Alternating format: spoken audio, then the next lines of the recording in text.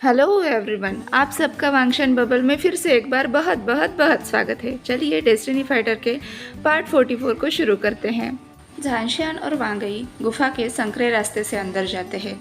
अंदर काफ़ी अंधेरा था। वांगई ने झांशियान का हाथ पकड़ा हुआ था। जब वो काफ़ी अंदर तक पहुँचे, झांशियान ने पूछा, वांगई, क्या तुम्हें ब्लूबेल फ्लावर्स दिखे? वांगई ने कहा, नहीं, अभी नहीं। मैंने पूर्वजों से सुना था कि ब्लूबेल फ्लावर पत्थरों पर उगते हैं। झांशियान ने उत्साह से कहा, वांगई, देखो वहाँ पर कुछ बड़े बड़े पत्थर है। तभी वांगई की जोर से चिल्लाने की आवाज़ आई और झांशियान को अपने हाथ पर खिंचाव महसूस हुआ। वांगई संकरे और फिसलन भरे रास्ते से फिसल कर नीचे गिर रहा था। झांशियान उसे ऊपर खींचने लगा, लेकिन वांगई चिल्लाया, रुको, मुझे ब्लूबेल फ्लावर्स दिखे। वो सभी उस बड़े पत्थर के नीचे है। मुझे लगता है मेरी कमर पर रस्सी बांधकर मुझे नीचे चले जाना चाहिए। झांशियान को भी उसकी बात पसंद आई, क्योंकि वांगई वजन में कम थी और झांशियान आसानी से उसे ऊपर खींच सकता था। चले जाओ यहाँ से, फूल नहीं ले सकते, छूना मना है। अंधेरे से आवाज आई, साथ ही कुछ बूंदें जगमगाती हुई दिखने लगी, जैसे कि अंधेरे में किसी की आंखें जगमगा रही हो। वो भाषा तो इंसानों की थी, लेकिन आवाज इंसानों जैसी नहीं थी। वो आवाज सुनकर झांशियान एक पल के लिए डर गया। उसने वांगई को कसकर पकड़ लिया। तभी झांशियान के सामने एक बालों वाला प्राणी आ गया। वो उसके सामने आकर जोर जोर से गुर्राने लगा। रुको, वांगई जोर से चिल्लाया। उसने अपने टखना यानी एंकल के पास से एक बेल निकाली और वो जोर से बजाई। अब वो सभी प्राणी बस झांशियान की तरफ देखने लगे। झांशियान ने वांगई से पूछा, तुमने ऐसा क्या कर दिया कि अब वो सिर्फ मेरी तरफ देख रहे हैं? वांगई ने उसे बताया कि उसने जो बेल बजाई है वो उसे चैन पर्वत से मिली है। ये उसे उसके एक दादाजी ने दी थी। ये प्राणी भी जैन पर्वत पर रहा करते थे, इसलिए जो भी ये बेल बजाएगा ये उसे अपना मालिक मान लेंगे। झांशियान वांगई की बातें सुनकर खुश हो गया। तब वांगई उन जानवरों से बोला, नीचे आ जाओ, पहले ये बताओ तुम यहाँ पर क्यों हो? तो वो प्राणी बोला, मास्टर ने हमें यहाँ भेजा है। ब्लूबेल फ्लावर खाकर लोग मर रहे थे, इसलिए उन्होंने हमें ब्लूबेल फ्लावर और लोग दोनों की रक्षा करने के लिए भेजा है। वांगई ने हंसते हुए उनसे पूछा, क्या आपको मैं याद हूँ? उन प्राणियों में से एक प्राणी वांगई के पास आकर उसे सूंघने लगा, फिर बोला, क्या तुम वो छोटे से बच्चे वांगई हो? वांगई ने हंसते हुए कहा, हाँ, मैं वही हूँ। फिर वो झांशियान की तरफ मुड़कर बोला, मैं बचपन में इनसे खेला करता था। वो प्राणी अब झांशियान को गौर से देखने लगे। उन्होंने वांगई से पूछा, ये कौन है? वांगई ने मुस्कुराकर कहा, ये वीर राज्य के तीसरे राजकुमार है। अब वो प्राणी झांशियान को घूर घूर कर देखने लगे और बोले, ये तो बहुत पतला है, नाक भी बिल्कुल सीधी है। थे तो वो जानवर ही। उनकी मानो तो मोटा ताज़ा और दबी नाक वाला व्यक्ति ज़्यादा खाने लायक है। वांगई उन्हें देखकर हंसने लगा। फिर झांशियान से बोला, उनकी नज़र में मोटे लोग ज़्यादा खूबसूरत होते हैं। तो झांशियान बोला, इसका मतलब तुम भी उनकी नज़र में खूबसूरत नहीं हो? तो वांगई बोला, नहीं, मैं मालिक हूँ, मेरे लिए कोई प्रमाण नहीं है। झांशियान ने कहा, लेकिन ऐसा कैसे?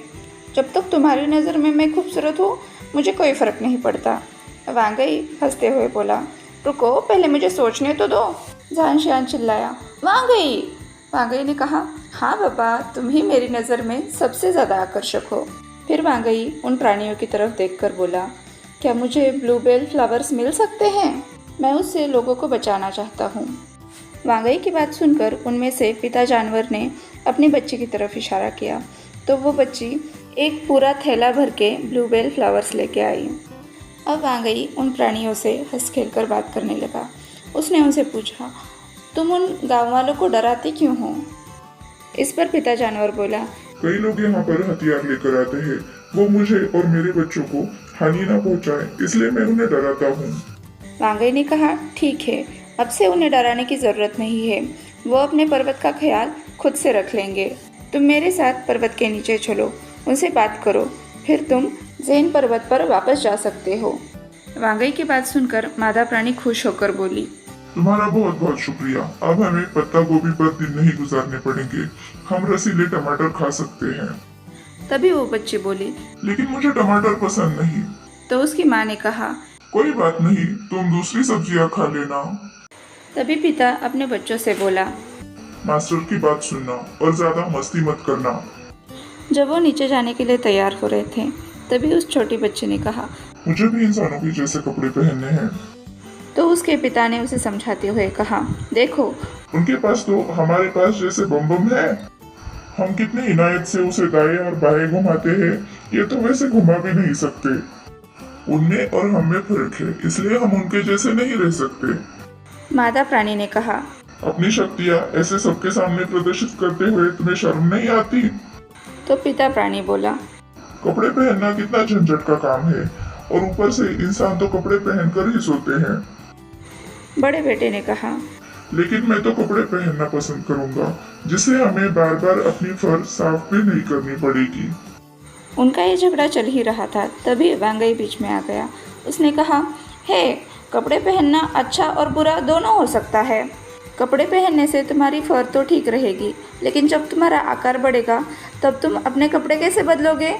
फिर उसके माथे पे थोड़ी सी शिकन आई और उसने कहा, कपड़े पहनने से बेबीज भी नहीं होते, पता है?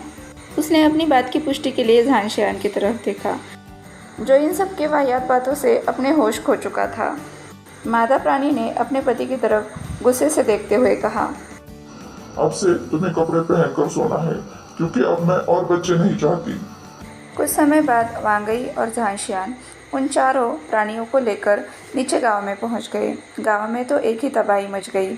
उन्हें लग रहा था कि जानवर उन्हें खाने के लिए आ रहे हैं। वांगई ने चिल्लाकर उन गाँव वालों से कहा, अभी के अभी चेनली को बुलाओ। चेनली उनके सामने आ गया और झुककर प्रणाम करते हुए बोला, राजकुमार की जय हो। उसने वांगई को भी प्रणाम किया। वांगई ने कहा, इन जानवरों से डरने की ज़रूरत नहीं है। ये जिन पर्वत पर रहते हैं और यहाँ पर गाँव वालों को ब्लूबेल फ्लावर से बचाने के लिए आए थे। उनकी बात सुनकर गाँव वाले भी कहने लगे, हाँ, उन्होंने कभी भी गुफा से बाहर आकर लोगों पर हमला नहीं किया। कुछ लोग गायब ज़रूर हुए हैं, लेकिन शायद वो इनकी डर से कहीं दूर भाग गए हैं।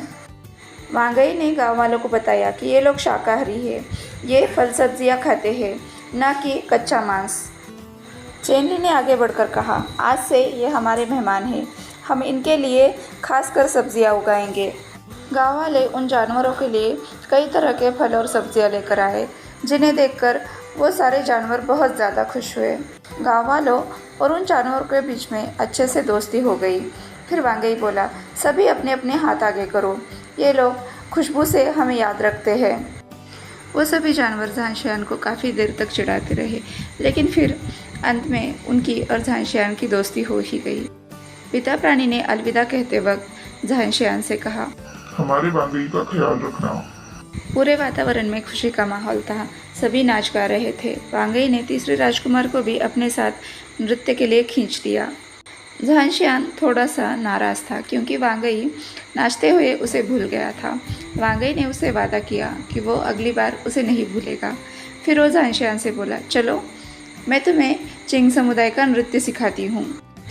वांगई के सिखाने पर झांशियान उसके साथ साथ नृत्य करने लगा। तो वांगई ने कहा, तुम तो काफ़ी अच्छा नृत्य कर लेते हो। झांशियान ने कहा, क्योंकि मुझे सिखाने वाली बहुत अच्छी है। तुम्हारी बातें तो बहुत मीठी होती जा रही है। झांशियान ने कहा, सिर्फ तुम्हारे लिए।